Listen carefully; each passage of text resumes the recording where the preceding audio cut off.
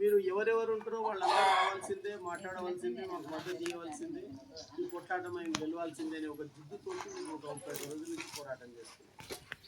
చాలామంది వచ్చిపోయారు.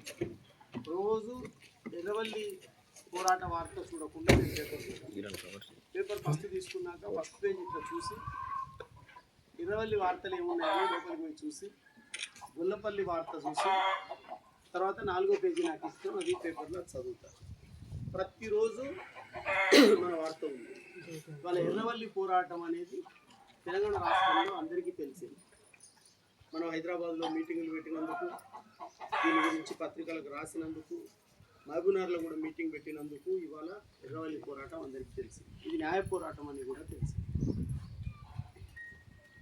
అయితే ఒక్కటే విషయం మనం గుర్తుపెట్టుకోవాల్సింది ఏంటంటే,